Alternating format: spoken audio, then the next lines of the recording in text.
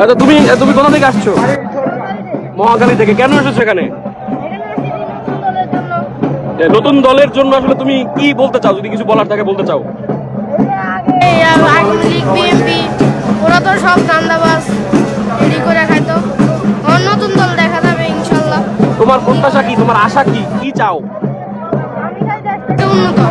আমরা আমরা আমরা আপনাদেরকে শোনানোর চেষ্টা করেছি, জানানোর চেষ্টা করেছি আজকে এই মানিক মিয়া এভিনিউতে মানিক মিয়া নতুন যে দলের আত্মপ্রকাশ, ছাত্র জনতা নতুন দলের আত্মপ্রকাশে অনেক উৎসুক জনতা বিভিন্ন জায়গা থেকে বাংলাদেশের ঢাকা এবং ঢাকার বাইরে থেকে যুক্ত হয়েছেন এবং তারা বিভিন্ন আশা নিয়ে, আকাঙ্ক্ষা নিয়ে আজকে এখানে এসে চেষ্টা করছেন। চালের ভাত আর পুরান চালের ভাত, এটার মধ্যে পার্থক্য কোনটা বলেন তো?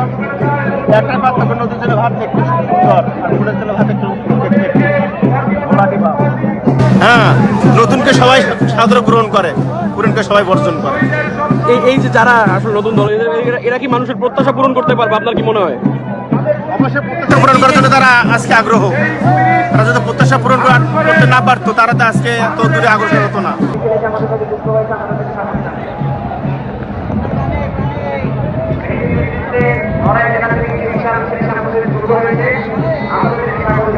এই যে নতুন যে দলের কাছে প্রত্যাশাকে একটু বলবেন। স্বৈরাচার মুক্ত বাংলাদেশ, বাংলাদেশে কোনো দুর্নীতি থাকবে না, বাংলাদেশের সবার, আমাদের এই দলের কাছে প্রত্যাশা সবাইকে সমানভাবে ও সমান অধিকার দেওয়া হবে। প্রত্যেকটা মানুষকে নিম্ন স্তর থেকে উচ্চ স্তর, প্রত্যেকটা মানুষকে এক চোখে দেখা হবে। এবং এই নতুন দলের কাছে মানুষের প্রত্যাশা কি, মানুষ কতটুকু প্রত্যাশা পূরণ, এই দল মানুষের কতটুকু প্রত্যাশা পূরণ করবে সে সম্পর্কেও কিন্তু আমরা জানতে চেয়েছি।